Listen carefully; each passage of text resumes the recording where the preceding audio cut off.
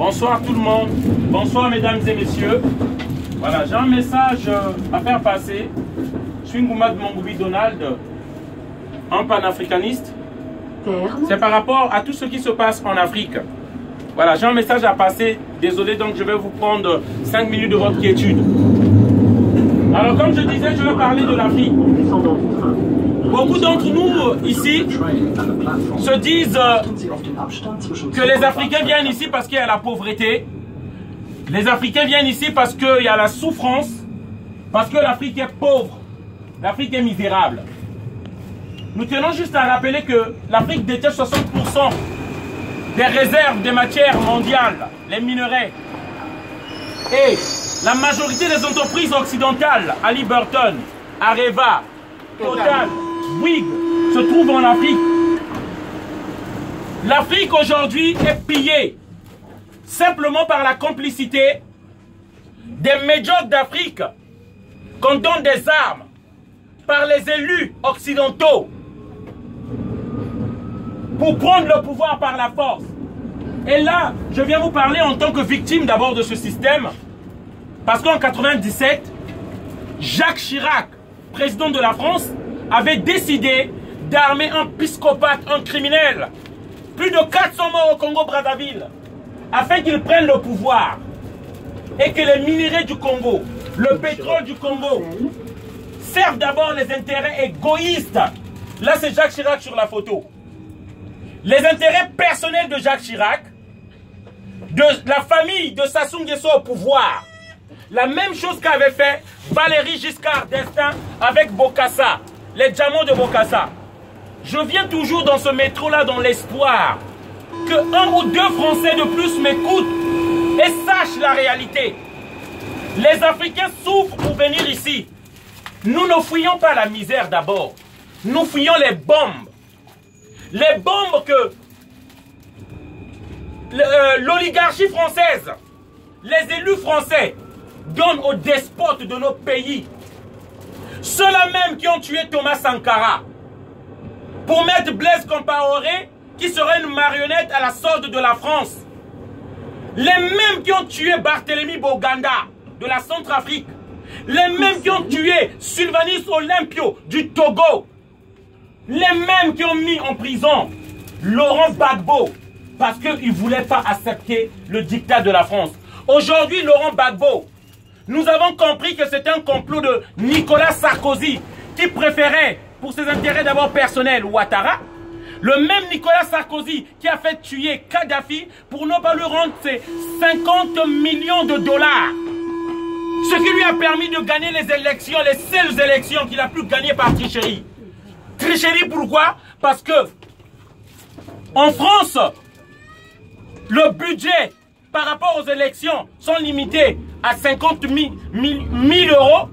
Et Nicolas Sarkozy avait déposé le montant là, battant les autres déjà par rapport aux propagandes. Voilà, ça c'est pour la petite histoire. Donc, on a mis Gbagbo en prison. Aujourd'hui, on a compris, il n'y a aucune preuve qui condamne Laurent Gbagbo.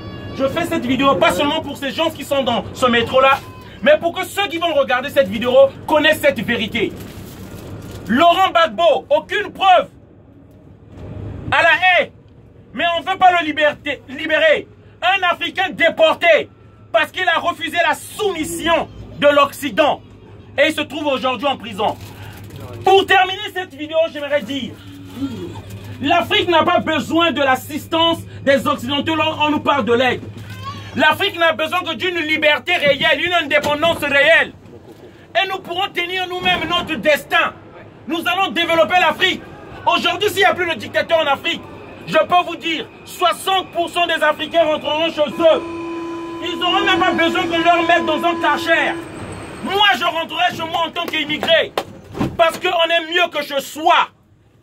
Voilà. Parce qu'on n'aime pas cette discrimination que nous subissons ici. On veut rentrer chez nous. L'Afrique n'a besoin que de cette liberté. Et cette liberté qui est tenue par l'Élysée. Cette liberté qui est tenue par les États-Unis. Cette liberté qui est tenue par la Belgique. Par les Occidentaux. L'ONU dont on nous parle. L'ONU dont on nous parle. En fait, c'est une organisation de criminels pour leurs intérêts. Lorsque vous parlez de l'ONU, c'est ceux-là qui veulent garantir leurs intérêts, la France, les États-Unis, l'Angleterre, la Russie, la Chine. Alors, comment voulez-vous qu'ils donnent un jugement juste là où sont en jeu leurs intérêts? Et j'appelle donc les Africains à se réveiller aussi par rapport à cette réalité. Donc je disais pour terminer cette vidéo à Samuel Eto'o. Samuel Eto'o, le grand joueur, j'aimerais dire, désormais, nous te savons comme ennemi de l'Afrique. Voilà, parce que tu as choisi le camp des dictateurs. Merci, c'est ce que je voulais dire dans cette vidéo-là. Bon, pour continuer, bonsoir peuple français. C'est un métis, hein? Comme Ségolène Royal avait su dire, l'avenir de demain, c'est le métissage. C'est un père de famille qui parle, pas un voyou. Et ici, je suis connu par les services de renseignement. Depuis l'époque de l'Hongrois de merde, Nicolas Sarkozy. Bon, nous avons un sérieux problème. Ma mère, elle est d'ici. C'est une Gauloise, hein? Et mon père est africain. Et je suis fier. Vous voyez, tous les Français ont des smartphones. C'est beau, hein? Tactile. Mais ça vient d'où? L'Afrique. Chez moi, on tue. Il y a plus de 30 millions de morts pour que vous ayez ça. On viole des femmes, on coupe les têtes. Et les enfants même, on les tue. On les place dans des mines, du cobalt, du tantal. Hein? C'est bien, hein? Le coltan, c'est ce qui vous permet. Regardez là. À bientôt, on va dire place de Clichy. C'est le coltan. Voilà, place de Clichy. C'est pas le conducteur qui parle.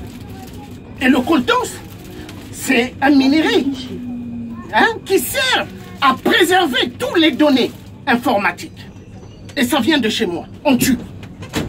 Donc, s'il vous plaît, vous tous, vous avez des smartphones, vous avez des tablettes, vous avez des ordinateurs, mais ça vient du Congo, de chez moi. Et la France tue, la Belgique tue, les États-Unis, tous les Européens. L'histoire de l'Afrique, ça commence depuis avec la conférence de Berlin, 1884, 1885, car pas mal de Français n'aiment plus lire, mais il faut lire. Aujourd'hui, je suis très en colère de notre pays qui est la France. La France on marche, mais la France on pagne. Où est-ce qu'on apprend maintenant à nos enfants? Tous à poil. Moi, j'ai pas appris ça à l'école. Non. À l'école, on nous apprenait pas le superbe. Mais qu'est-ce qui va plus dans les têtes des dirigeants? Qu'est-ce qui ne va plus? Les petits enfants. Des enfants 6 ans, 7 ans. Qu'est-ce qui va plus? Il y a des enfants de mon cousin qui disent à mon cousin, papa, c'est vrai que toi et maman, vous avez eu des rapports? On nous a appris ça à l'école. Mais qu'est-ce qui ne va plus en France? Si vous voulez, hein, légaliser la pédophilie, il faut le dire. Mais arrêtez de jouer avec nos enfants. Arrêtez. Arrêtez. Donc, maintenant, Jacques Chirac avait su bien dire, l'argent que vous avez dans vos porte-monnaies, la majorité, elle vient de l'Afrique. Monsieur, vous pouvez fermer vos oreilles. Le frère à mon père qui est africain, pose de bien marcher en France. Hein? Liberté, égalité, fraternité. Hein? C'est grâce aux tirailleurs africains. Mes parents. Voilà. Et c'est un Français qui vous parle, comme vous. Il n'y a pas de différence. Différence peut-être parce que je suis clair de peau, métisse. Mais ma mère, elle est blanche. C'est une Gauloise. Et mon grand-père, c'est un blanc. Et mon père est africain. Et je suis fier. Mais l'Afrique va se libérer. Assez à la tricherie des Occidentaux. Assez. Vous avez des smartphones, hein? Vous savez tout ce que vous voulez. Mais c'est grâce au Congo, de chez moi. Et il y a plus de 30 millions de morts. Et plus de 13 à 14 millions de femmes violentées sexuellement et massacrées pour que vous ayez tout ce que vous avez. Le message est fini. Passez une excellente bonne soirée.